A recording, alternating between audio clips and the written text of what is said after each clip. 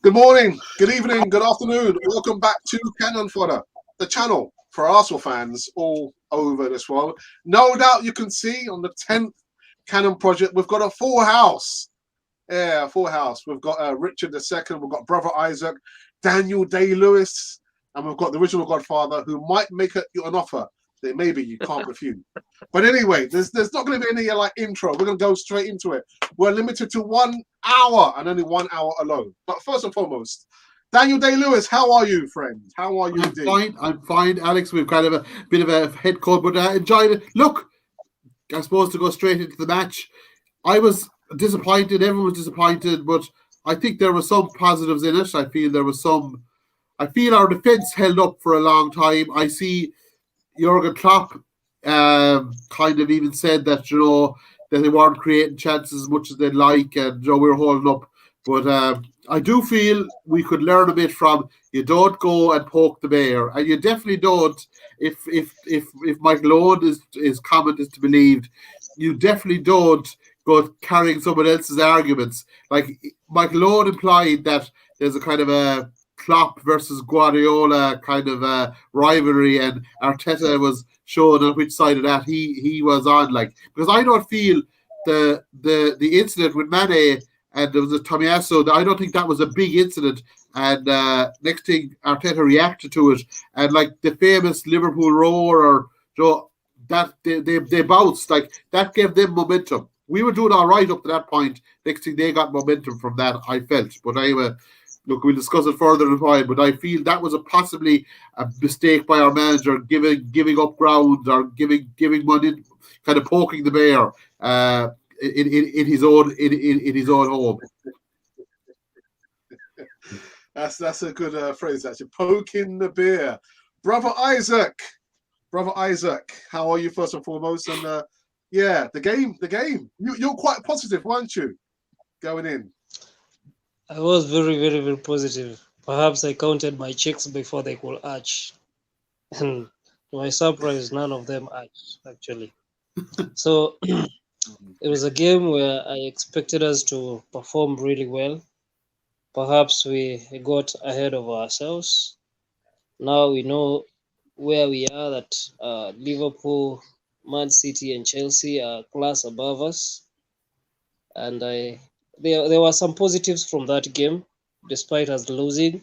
We could have lost 7 goals, but there were positives, the saves that Ramsdale made in some occasions, and we survived. So we only conceded 4, but there are positives, yes, and we are supposed to learn from that.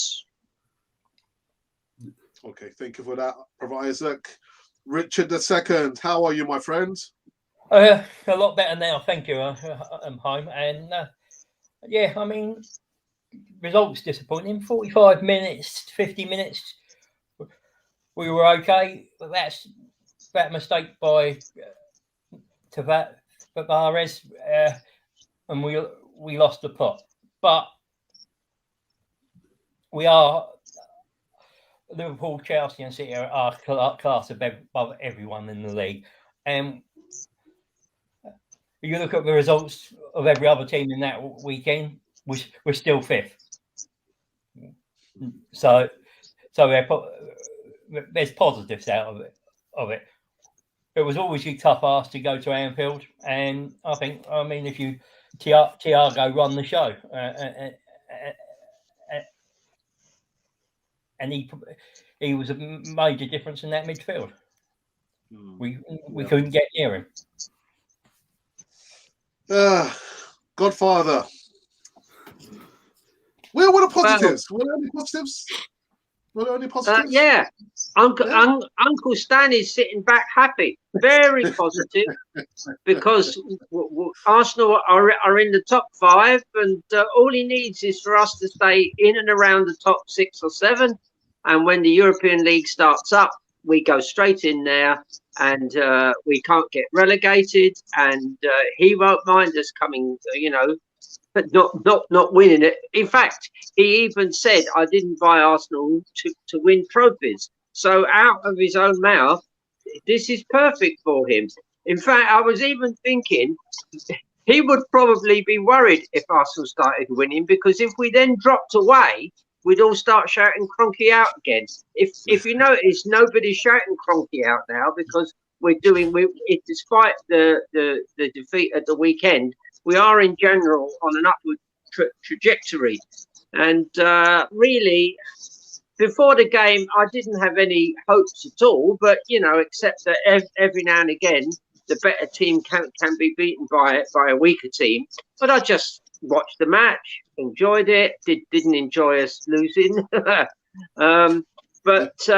long term, we're on an upward trajectory. But people are saying, "Oh well, at least we'll probably get fourth." That's quite possible this year. But don't forget that by and large, the teams that have the sugar daddy money, which we now have to include Newcastle in that group, then maybe not this year, but probably this time next year, I can see Newcastle being up there, threatening to break into the top four. So, and then this is a year hence now. Then you'll basically have all the top teams with enormous money behind them. And it's not just the enormous money; it's owners that are willing to spend. We all know, financial fair play is dead. So it's all about spending big money. But so taking a long-term view, go and enjoy the games. Hope Arsenal win, and I think we'll probably have quite a good season. Actually, I think Chelsea will be the ultimate winners, because I think. Pep is desperate to win the Champions League, and I think it'll end up Chelsea winning it. But if you're an Arsenal fan, just sit back. You're going to have these defeats to far better teams, as Richard and all the other guys are saying. Liverpool were a level above us. And it's a shame, actually, because it stops it really being an exciting sport then, because it was almost guaranteed that we were going to lose. In fact, without our goalkeeper, it could have been a 6 or 7-0 drubbing. Yeah. Daniel Day, I mean, I know the panel thinks that there's been some positives from the game on Saturday. Personally, I can only see one positive, and it was the goalkeeper. But we can't keep relying on Ramsdale to keep all these miraculous saves. Our £43 million man didn't really turn up, Thomas Partey. Auba, there was no composure in the midfield. I was more looking at the way, we were going to lose. But I was looking at how we were going to lose. And I thought the second half we just capitulated. Yeah. But were there any real positives? Well, look, our positives were completely consigned to the first half. Our defense held up. Our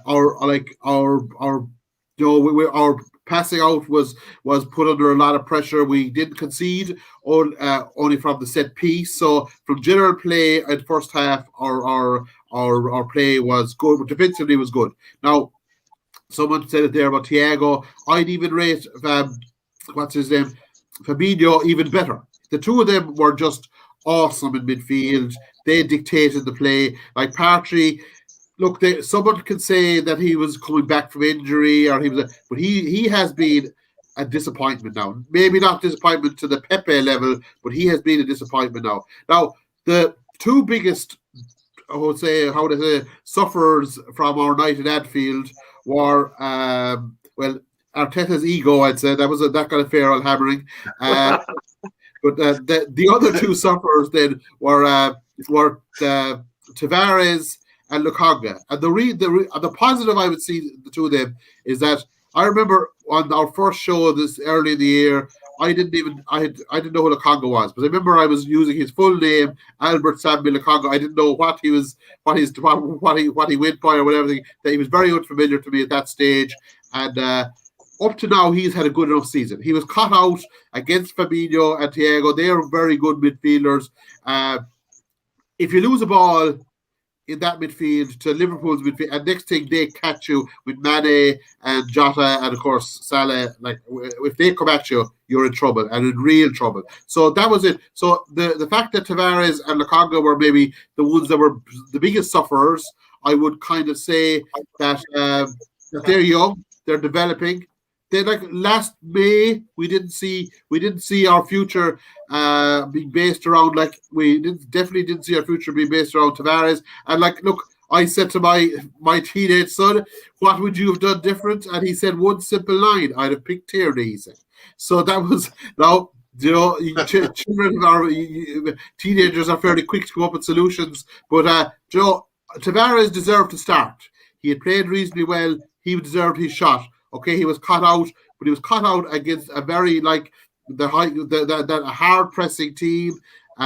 We were found wanting. Lukaku was found wanting, but was his partner, the 43 million man beside him, was he not a bigger problem? He's the man that actually he's meant to be the anchor. Him and White are meant to be pressing, bringing this ball up the field. They're meant to be we spent 50 million, or sorry, was it 50 million for White and 25 or 35 million for Ramsdale, and then we bought what's his name, Tomiyasu, I think was 10 or 12 million, and I think Tavares was 7 or 8 million.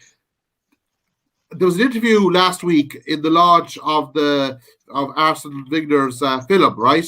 And he was talking about that season, and the entire defence of Lehman in goals, Sol Campbell, Toure, who was the fullbacks? Oh, Ashley Cole and Lauren, 5 or 7 million for the entire defence.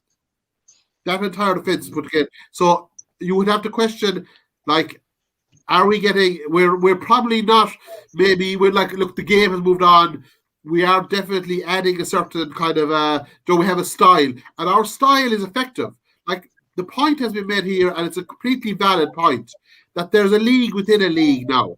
Like, I mean, without a doubt, well, firstly, I'd like to say Liverpool are the best team in the league. That is my belief. I have a firm belief in that. And my next statement is going to contradict that statement. They are not going to win the league. They're not going to win the league because they don't have the squad. They don't have the 22 players that Man City and Chelsea have. They have the squad. They can bring the players in. Somebody gets injured. They have someone to replace. They have like with like. But Liverpool's team, if they can get the best 11 on the field and their age profile, like, I mean, someone said the biggest problem Man United have is that when whoever comes in next after Solskjaer, he would have to address an aged team, and it's harder to mold older players. Liverpool have an older team, but they're seeing the other side of it. They're strong characters. They believe they can win. They're at the end of their career. They want to collect medals. They want to collect trophies. And we made the fatal mistake of providing momentum to them when we were holding our own. If we'd have got in even 1-0, if we'd have got in 0-0 without conceding that goal, and if we'd have kind of held our own, you never know what would happen. Half time for a home team, if you're like under pressure, you haven't got a score, it can be very intimidating. You're inside your dressing room, someone makes a flyaway statement, next thing the team next door thinking, well, we're still here, we're still alive. No, we provided them with momentum, and the famous Anfield, like Barcelona, some of the biggest teams in the world have kept Anfield, got big 3 and 4 goal leads, and have had them chopped down through the years. And that's the mistake we made. I think we should have been a lot cooler and calmer on the sideline. So it's my belief, anyway. Just a quick question before I go to Richard, Tim. Yeah. So, a quick question, Tim, before I go to Richard. Yeah. Would you drop Tavares for the Newcastle game? Yes. Would you drop him? I wouldn't drop him I would bring back Tierney now. I would give Tierney a run now. I feel like, and that is no reflection on Tavares. It's just that Tierney is an exceptionally good player. Like, Tierney would get his place in Liverpool. So he would nearly get his place in Liverpool nearly. Well, maybe not Liverpool. I'm just thinking who's up against there. But Tierney would get his place it would be a significant squad member in Chelsea, Man City, or Liverpool. Tierney's that good. He's that. Tierney and Saka were the two main players that kept us competitive last year. They were the players that week in, week out. I believe that Tierney deserves to be brought back. That is in no way a reflection on Tavares. The fact that Lacazette is picked ahead of Odegaard that's not a reflection on Odegaard. Although Odegaard contributed very little when he came on like that, but like Lacazette was back in the League Cup team for a while, came on against Crystal Palace, caused a stir level, and he was deserved. He was rewarded with starting now. So similarly, Tierney got injured, has been dropped out. I bring him back now. He definitely adds something. He's a very good defender and a very good player as well. Okay, Richard, question to you. Were you surprised we didn't get to see Martinelli? No Martinelli.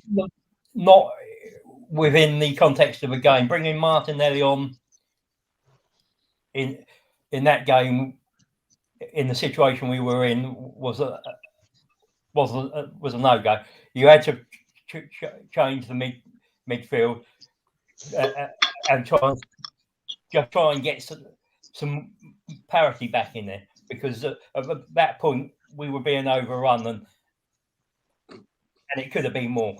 And let's be honest, right? I mean, we lost 4-0, but it was a poor defensive for the first goal, and the 3 others we lost again. One bad pass from Tavares and two more defending mistakes. Tavares left Salah to go to the middle of the box, go Salah tap him, and then Tomiyasu lost Minamino. And that's probably his first mistake in the game, in the matches he's had. The positives I'll take out of that game is that for 45 minutes, we played the way Arteta wanted, and we kept it to 1-0. It was a defensive error. Everything else, if they got a shot in, Ramsdale dealt with. We are only sort of 9 games in to Arteta's squad now, and this is mostly his squad now. There are a few players that he still needs to get rid of.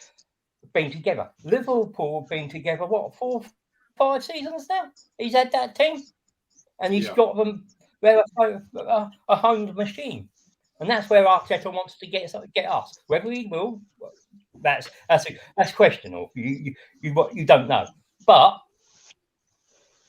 the difference is that 4 or 5 seasons. They're all young. It's a young squad. You've had 9 games together. They can only get better.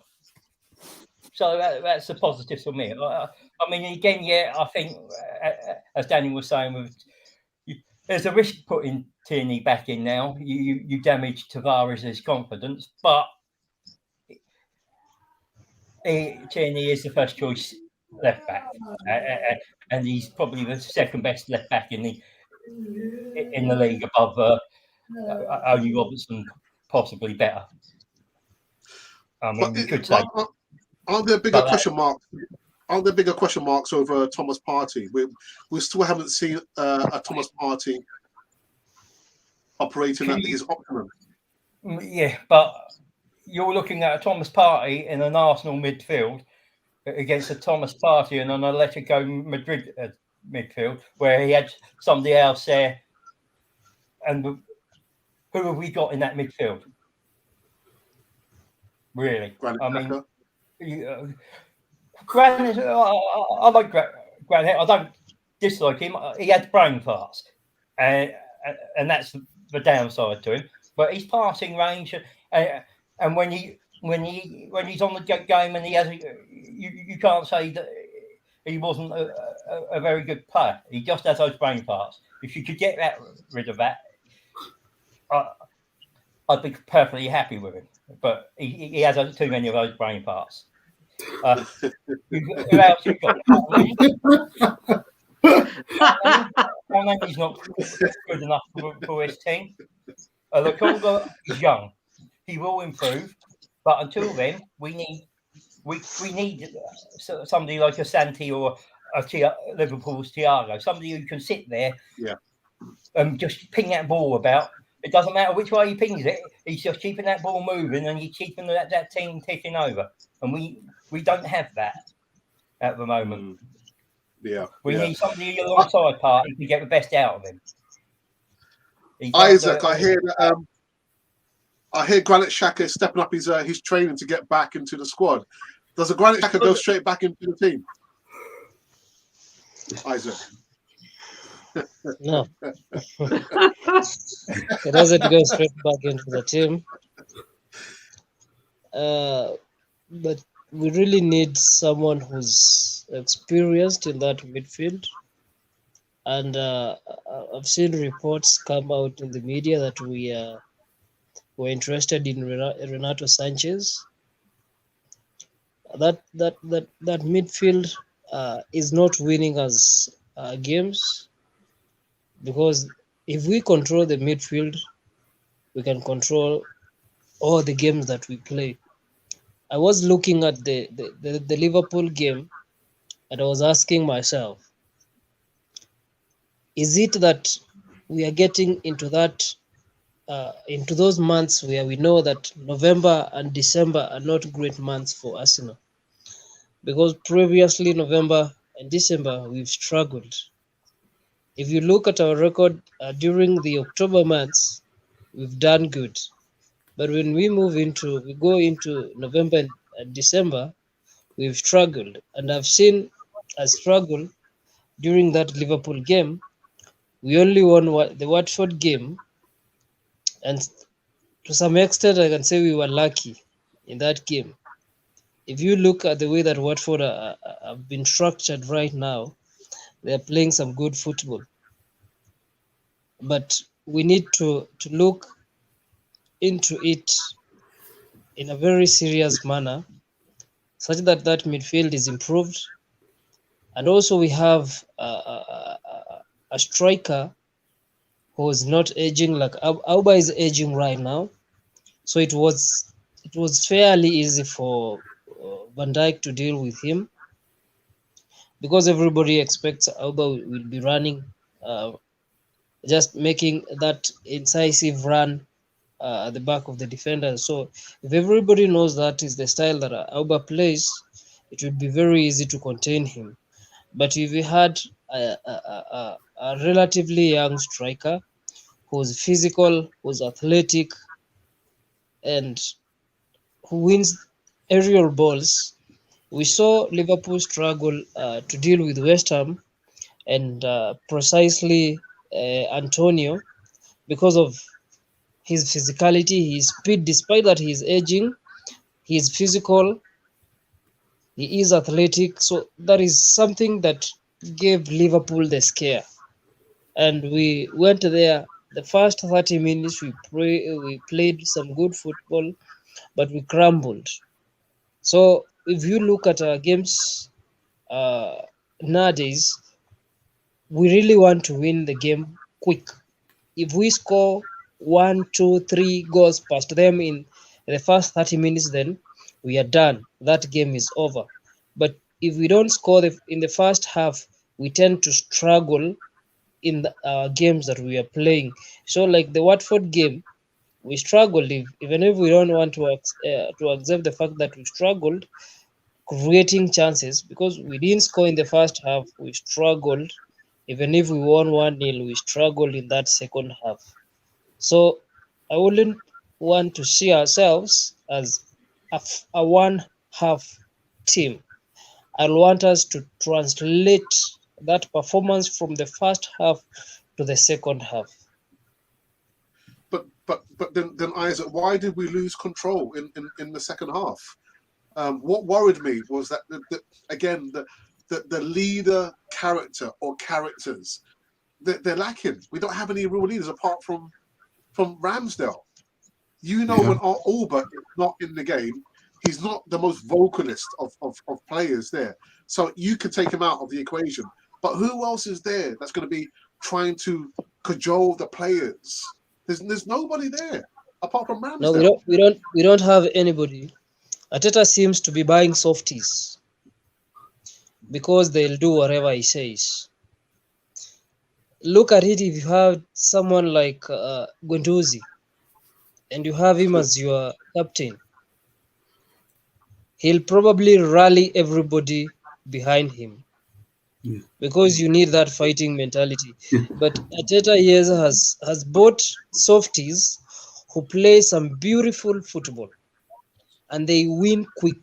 During the first half, they hit you fast, that you don't know what has hit you. So if you let Arsenal play you in the first 30 minutes, then they will probably win that game. But if you contain Arsenal in the first 30 minutes, then you have a chance of winning. So then it is like Liverpool has given a blueprint to some teams right now how to contain Arsenal. If you look at the Leicester game, we struggled in the second half. If you look at the Tottenham game, we also struggled in the second half. If you look at the Aston Villa game, we struggled in the second half. And if you look at all those games, that is in the case of Tottenham and Aston Villa, in those two games, we conceded goals in the second half. We did not concede in the first half. We conceded those goals in the second half.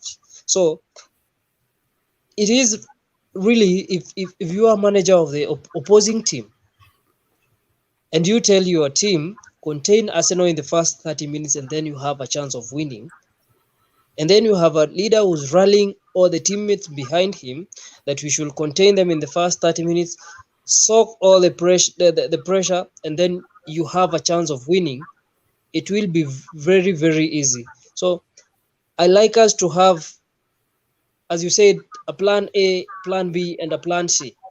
Apparently, we have only a plan A. That is, hit quick and fast. It is then you win.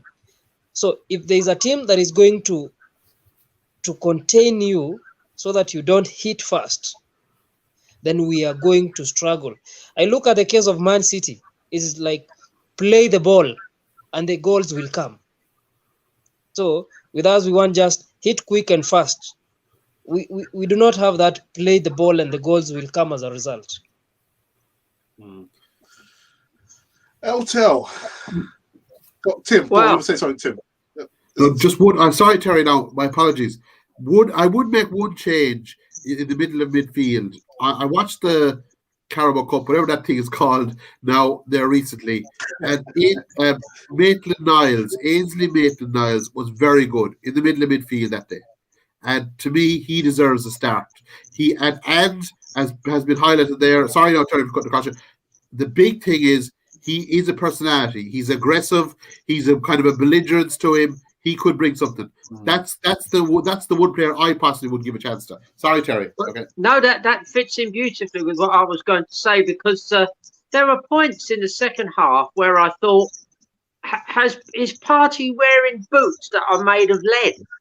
Or have they got magnets under the pitch and they're stopping him moving? Because the guy was, I didn't know if he had an invisible fridge he was dragging around behind him. The guy hasn't got the physicality, the pace, the explosive pace that you need in the English Premier League. We had the same, dare I say it, with Torreira. Torreira looked wonderful when he played in the Italian league, but he couldn't hack it for that explosive sort of pace over 10 or 15 yards. And teams just played around him. I don't know which one of the two twins we've got, whether we've got Thomas or Partey, or which one of the two has ended up playing for us. But there's something, he's either wearing boots that are 2 sizes too small for him and he can hardly move in them, or they're made of lead. And actually, one positive thing is that Arteta's worked out that Pepe isn't good enough. Pepe, for all his wonderful skills, it doesn't translate into the EPL, and it's a shame, because I did see an interview where they asked Aubameyang and Lacazette who's the most skillful player, and they actually both said Pepe, and that's fascinating, because you can see he's got skills, but when you translate that onto the pitch, it just doesn't work. He's not. I don't know whether it's because he hasn't got a football brain, but it just doesn't translate into the English Premier League. Partey, I'm afraid, I don't know how long it's going to take him to sort of realise, but he isn't managing it. He looks as though he's about a stone overweight. So I'm not asking him to lose his power and his strength, but he looks heavy. He looks slow. He's continually picking up niggly injuries, and now he's come back and he still looks slow. Maybe he wasn't fully fit, Well, we've had him for the best part of a year and a half now. I don't think it's worked, and it's a real shame because we spent big money on him. And for Atleti, he looked like a lovely player. But of course, the slow, quick, slow play in La Liga is different from the EPL. So one point I would like to make, I mean, my head's bursting with things to say, is that it's really interesting that of all the great managers we've had, Arsene Wenger was a defender. He luckily inherited a wonderful defence, and he was great at creating midfields and forward lines, you know. And all the way at George Graham, who was originally a centre forward and then dropped back into midfield, he was wonderful at creating a defence, the very position he actually never played in. And it's almost as if Arteta's blind spot is the position he played in, which is midfield. Now, we have, as I think Isaac said earlier, we have people like Aubameyang there who are lightning. People are frightened of him. Even at 32, he would have zipped past either of the two centre backs if we'd have played the ball through to him enough times. Okay, he doesn't always score one goal in every chance, but if he gets 2 or 3 chances, he will score. But he's got to be running like you know, at full pelt. So we failed to get the ball up to him. Now the question is why. Now, do you remember that book Alex gave you? And it's I forget what it was called now, but it's a tactical kind of view of the game by a guy called Michael Cox, who writes for a lot of the sports papers. And in it, he talks about the difference between Guardiola's pressing and Klopp's pressing. And what Klopp does is, it's called gegenpressing. And what it is just to describe it simply, they don't allow the ball through their midfield at all. They don't. So, for instance, the final 3 goals, we were caught dallying on the ball with our defenders. They then tried to play a ball into midfield, and the opposition pounced. Klopp's team absolutely pounced. This is gegenpressing. With Guardiola, what they do is they receive the ball, they turn it over, as they call it, and then they knock it back to the fullbacks and centre backs, and they rotate the whole thing again, and it's a slow build up, the way Arteta's been doing. Get your fullbacks involved, get your centre backs involved, get White moving forward, but it's all a bit slow. Whereas Liverpool, there was one point where they froze the picture, and the famous phrase you can say is, you could have thrown a blanket over the 4 defenders that were around La Conga. They had a whole group of them, and he had no out ball other than to knock it up in the air and possibly knock it out for a throw on, and then of course we've given this sort of ball away. Now, to play this game, you've got to be ultra fit, both mentally and physically. And Klopp's history is that he tries in his clubs, he tries to play this system, and after a number of years, the players get tired of it. I think they get tired mentally as well as physically, because you've got to be after the man on the ball all the time. And it's straight gegenpressing. And when it works, it looks fantastic. And bear in mind, they don't really have a winger.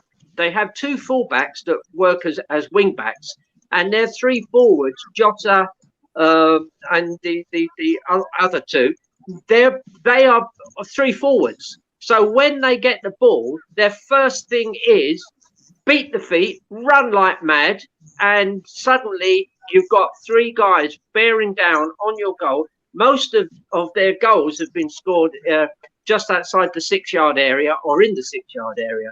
So it's a style of play that Arteta should have seen coming, and I'm sure he did, but he didn't find a solution.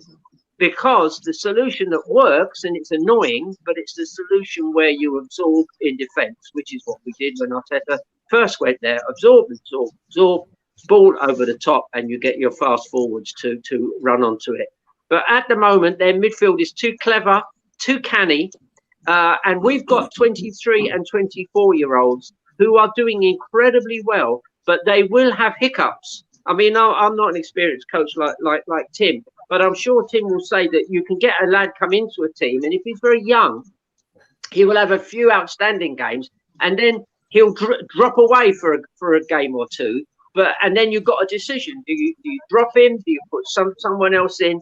And it's been over the years I've watched Arsenal. The teams that have done well have persisted with the players that are coming through, and just I think even Wenger said this: if you have players coming through, stick with them. They are going to lose you points. They are going to lose you games. But take the sort of long-term view, and maybe next season, or certainly the season after, these 23-year-olds are going to be 25. And I did just final thing. I did read Sol Campbell's autobiography, and he said a very interesting thing about defending. He said, when you're a defender and you're up against Alan Shearer and all these different guys, he said, they have tricks. Of course they do. And they work out the tricks, and Vardy in modern day might be similar. What they do is they beat you with a drop of the shoulder here or a dink there, and they have different ways of beating you. And he said, they would beat me, but they'd only beat me once. And I'd learn, right, I know what he does. He's going to dink that way and he's going to go that way and so on. So I think our defenders, think of Tomiyasu. He's only learning about the kind of people he's playing against. We've got Tavares, who's not experienced at the EPL. He doesn't know these players and the way they play. And so if you look through it all, these are young guys, and our two fullbacks are new to the league. They are new to the people who are playing against them. So give it another season or two, and I think we start doing really well. And the good news is Uncle Stan will be very happy.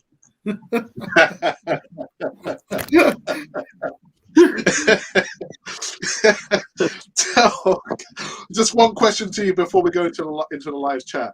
I asked the same question to Tim in regard to Tavares. Would you drop Tavares? Or Me? Would you let him play? No, well, to be honest, I'm surprised that Tierney didn't play. And I don't think Tierney was actually on the subs bench, you know. So I think he must have been just giving him a break from playing for Scotland, because he was playing for them and playing very well. So I wouldn't so much as drop Tavares, as say, you know, it's now our turn to put Tierney back in there. But we've got Lokonga and Tavares, both look wonderful players, but they're going to have to accept that from time to time they're going to be moved out of the team. As Tim says, Ainsley Maitland-Niles, when he's on his game, when he's on song, he's a phenomenal player. But the thing is, you've got a bit like the Liverpool crowd got fired up. You have to fire him up. Now, I don't know what fires him up. Maybe as he's going out the dressing room, somebody will slap him a couple of times and just get him annoyed, because he seems to be the sort of bloke, when he gets annoyed, he's like dynamite in that midfield. But if you give him half a chance to sort of chill a little bit, and that is, I mean, I said in one of your last broadcasts, when he went to score a penalty in a shootout, the guy walked up like he had a cigar on it. He was relaxed, you know. But and that's good. If you're taking a penalty, as many cigars as you can shove into your trap, even better. But I would rather see him annoyed and furious and want to take it out on the ball and the team is playing against. So do you know, just one little quick point about Arteta that I do worry about. Yes, there was a foul on Tomiyasu, and yes, Sane did put his arm across his throat a bit. It wasn't that bad, but he did try and foul him. Now, I worry that Arteta, what I read into that is, if Arteta gets fired up too soon, like that, and he did get fired up, and it was the worst thing to do, because it fired up the crowd, it fired up Klopp, and the rest is history. What's Arteta like in that dressing room? If players attack him, or if he starts shouting and waving his arms, we don't know whether. I reckon Ainsley's the sort of guy, I could imagine him at school. You don't pick a fight with him. That's the worst thing his tutor or whoever's in charge of him does. If you pick a fight with him, he'll stand up and fight you. So what you do is you call him aside. You face that. You talk to him, but don't start waving. And I worry that Arteta might have a chink in his armour. Might be that he overreacts on the sideline. I mean, it's like a puppet dancing sometimes, And then when he gets them into the dressing room, is he continuing that style? Now, there's a danger, and Tim will know this because he's a fantastic coach. If you wind people up, you've got to be very careful what their reaction's going to be. Some of them are going to sulk. Some of them are going to hate you for it. And some of them are going to respond. Now, you know this, Alex, when you're working with kids in school, you've got to think about and temper your reaction so that you get the best out of that player. And I did worry when I saw him overreacting, and it wasn't overreaction. And I think he realised that in his interview afterwards. His overreaction actually made things worse. We probably would have lost 1 or 2-0, but he actually didn't help. Now, I hope he's not doing the same in the dressing room.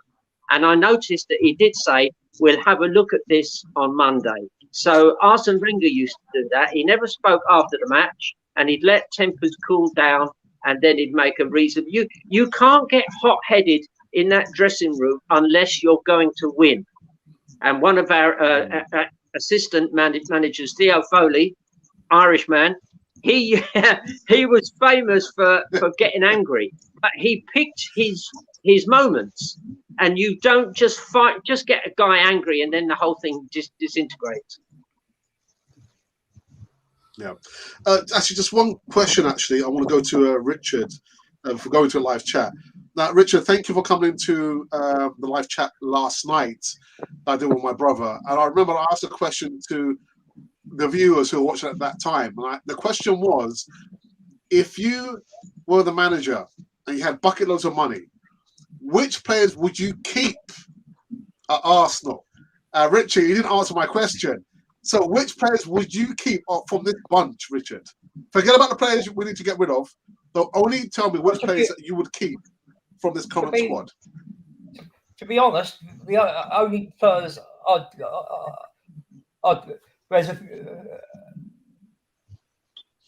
most of them.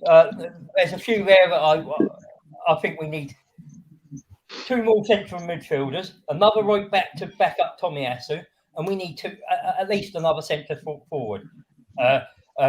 A Calvert-Lewin or a Tammy Abraham type, somebody who can hold the ball up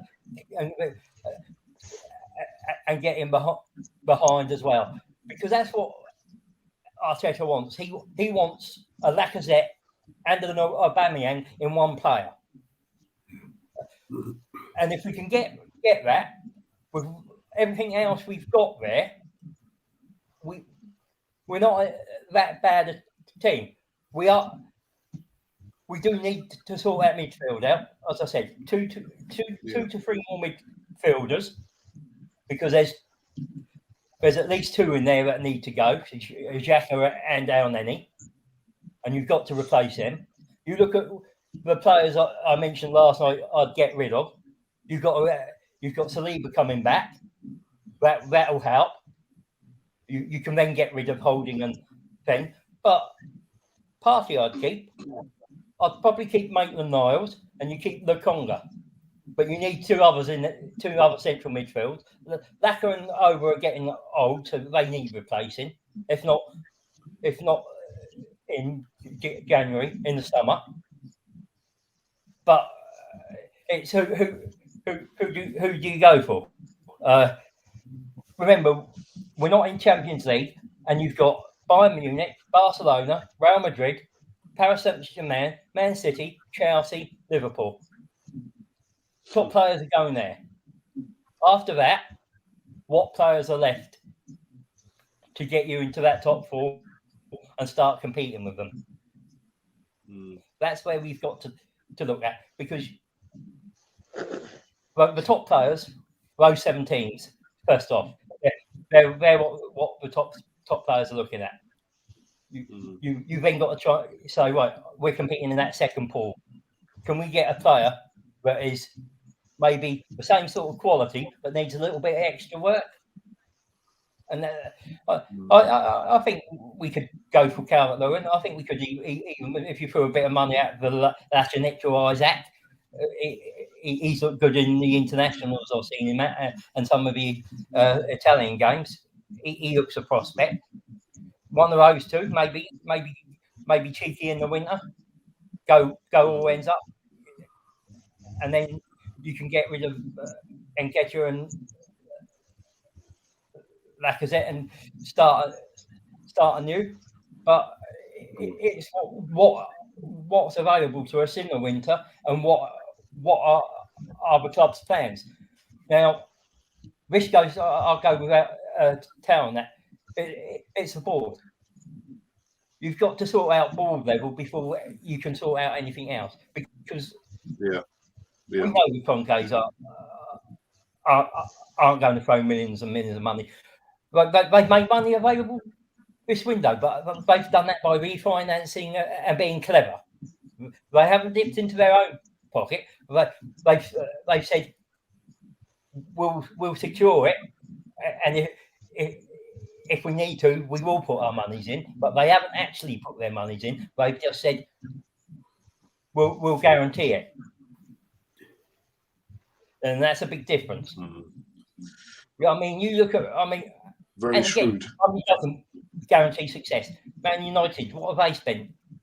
Quite a bit this season, and in with other, it hasn't guaranteed them success this season. What we need is just to get that centre midfield sorted out. As I said, the backup for Tomiyasu and one or two strikers.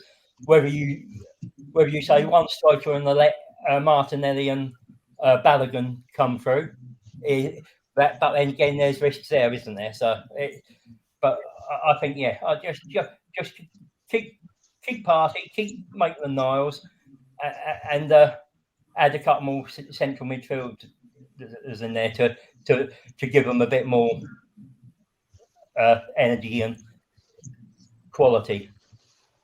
Okay, Isaac, very quickly, do you tend to agree with Richard? Dominic Calvert-Lewin as a possible striker for Arsenal? No, not Lewin. Eh? Not Lewin. Yes, Isaac is slipping down. Player, but not Lewin. Isaac, not Lewin. Whatever submarine you're on, it's sinking, man. You know, the Liverpool game threw me from the third floor up to the ground floor. Now I'm in the ground floor. He's going down with the but I'm definitely not going underground. So we talked of Vlahovic. I watched Vlahovic. Actually, they just beat AC Milan 4-3. Vlahovic is 3 players in one. He reminds me of a Giroud, a Nicholas Bentner, and a Van Persie. He has that one touch that Van Persie used to strike. Van Persie will not let the ball go to the ground. He'll strike it mid-air. He'll volley it. And then he has the quality of Giroud aerial-wise. And then he has the quality of Nicholas Bentner with the long legs. He'll slide. You know, we've had balls whipped in from the left side, that is by Tini, and they just flash through goal, and nobody's there to slide in or to tap in.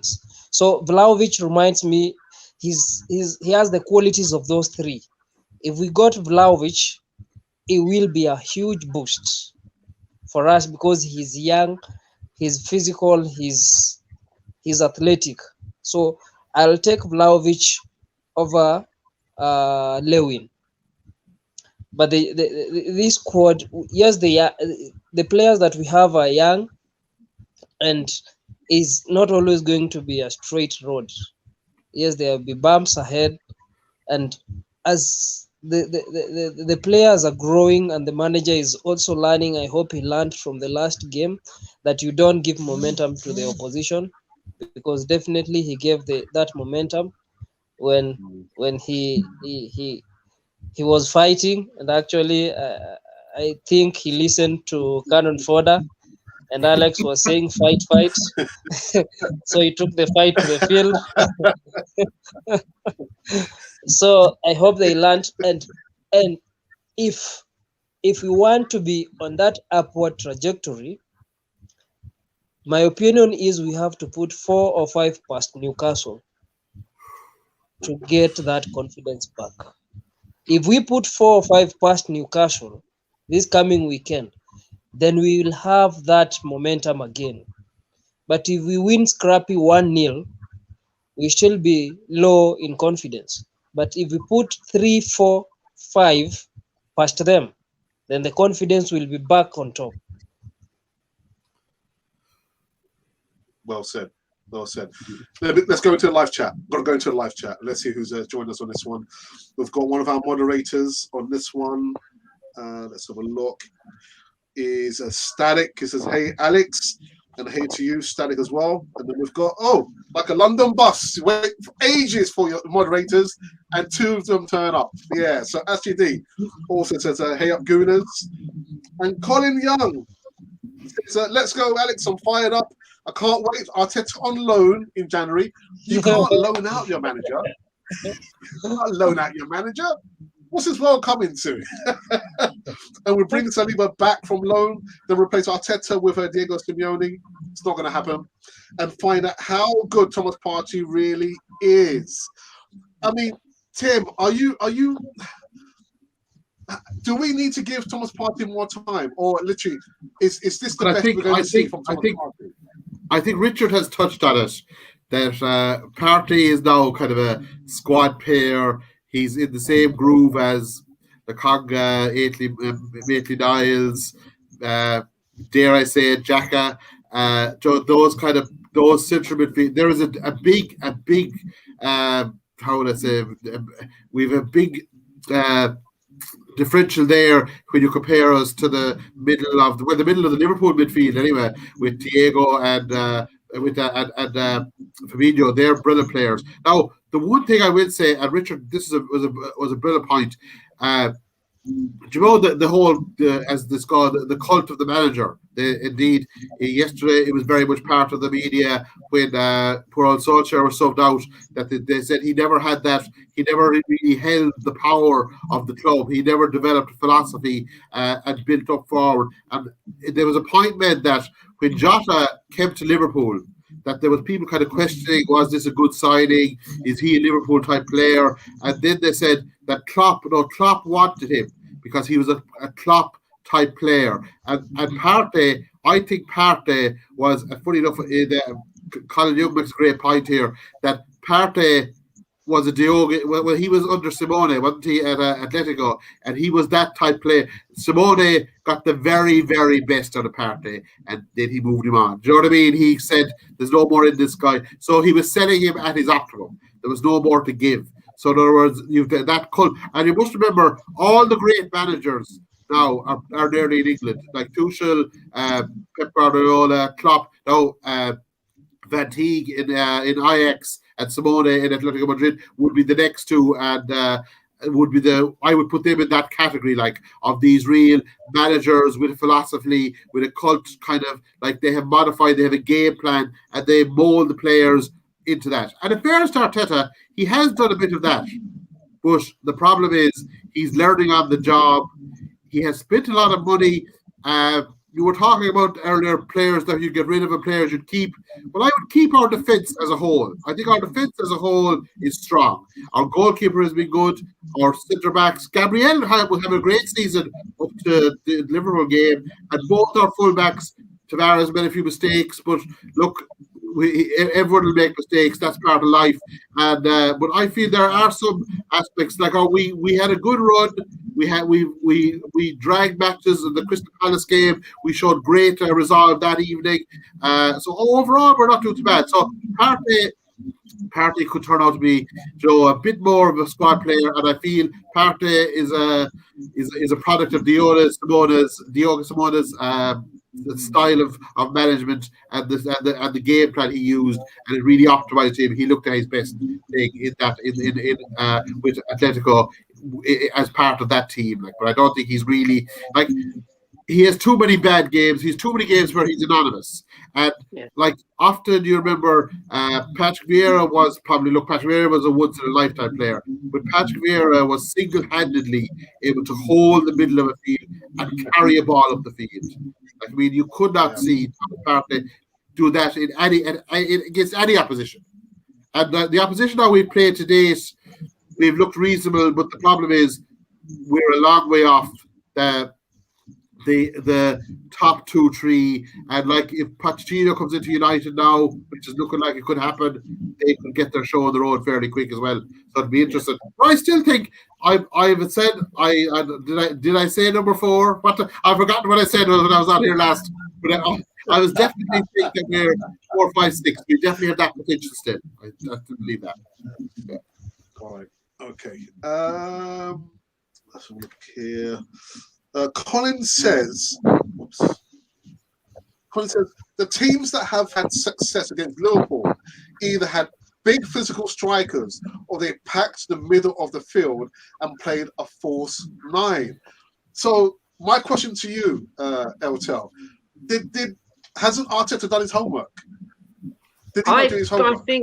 I think he's the sort of guy who overthinks games, because Palace did very, very well, and of course they have that big centre forward guy there who's a big Arsenal supporter, of course. And instead of, I have heard some people say that in the last few games, Arsenal have abandoned this system called the sort of horseshoe shape, where we attack with our 2 wing backs and we avoid going through the centre of the field. Actually, against Liverpool, that would have been a better solution, to get the fullbacks going, especially if we'd have played Tierney, and stretch them that way, because you listen, their midfield is so good, sooner or later they were going to sort of dominate our midfield. But there's plenty of space, plenty of green grass out on the left wing and the right wing. And that's what I think Arteta didn't do. He tried to play it. He's settled a little bit on having Emile Smith-Rowe playing in the left half space and Saka playing in the right half space. I think Saka looks tired. He looks a yard or 2 short of pace, and probably needs to go on holiday to Dubai or somewhere for a while, and then bring him back. And for this particular game, I think he should have outthought Klopp and said, you know what, I'm going to use these 2 wing backs and stretch them that way, because it was never going to work with us trying to dominate the centre of the midfield. And somehow he kind of, although we did well for most of the first half, I think at the end of the day it was going to go wrong. And I agree with Colin Young there that if you've got a big centre forward, what would happen then is it'll occupy both centre backs. Okay. So you've got both of the Liverpool centre-backs worried about where this guy's going. Then you've got your 2 full-backs or wing-backs playing the ball around in acres of space. Suddenly, you've got an out. You've got an out ball. And we didn't do that because we tried to do this business, which is why I think Saka had a poor game and Emile Smith-Rowe had quite a poor game, because they just got crowded out. Liverpool did their homework. They made sure that both Saka and Emile Smith-Rowe, apart from early in the first half and early in the second half, they didn't really feature. So Klopp did his homework, but it's a shame because Liverpool had an average to good guy in at left back because of Robertson doing a hamstring. That would have been a good place to attack their weaknesses. You know, all clubs have guys, have scouts who go and watch the opposition for 2 or 3 or 4 or 5 games, and they work out what team is likely to play against Arsenal and where their strengths and weaknesses are. And we somehow failed there to capitalise on a weak left back, and the fact that Liverpool love playing it through that central midfield. And most importantly, it's this gegenpressing. They stop you getting the ball out into your midfield players. And yes, we did well for just over 30 minutes, very, very well. We needed to stretch that to 45 minutes and then find a goal. But the biggest problem, and Isaac, who's still heading south over there, but as Isaac said, he's all right, he's back up, it's if we don't do well in the first half of recent games, we don't seem to have the stamina or the mental energy, let alone the physical energy, to put it to the opposition team in the second half, which is why, as long as we get a goal or two up in the first half, we tend to be able to sort of push on for a win. Or as was it Palace, we got a goal right at the end to make it 2-2. You know, so he's got problems. But I, personally, you know what I'd do apart from chucking out different players? I'd change Arteta's backroom team. I am not convinced that he's got a man or two in there who has a different approach. I think, as we said earlier, possibly for people like Maitland-Niles need a Sergeant Major type guy who's going to kind of wag his finger, but also put his arm around him. You know, the hot and cold stuff. He needs somebody who just sees things differently and let them thrash it out when they're talking about the tactics of forthcoming matches. Get somebody who doesn't agree with you all the time. It's good for you. It's good to hear a different viewpoint. Well done. Well done. You know what? We've come to an end. I did say 1 hour, and 1 hour has gone. We've just flown by so quick. Yeah. Hang on. I'm going down. Oh, here we go. Going down. Are you there? The ship is sinking. Back up again. I will be back tomorrow afternoon giving some more live news in regards to Arsenal. We're talking about Arsenal. But before we end the show, I want to say thank you to all our viewers, the moderators, and of course to my panel. Richard, always good to have you on Cannon Fodder TV. We'll probably need to get you on the Easy Talk. Brother Isaac, thank you so very much for propping yourself up, not going south. Thank you, DayLewis, as always. Really good to have you back on the channel. Of course, last but not least, the original Godfather, who's going south.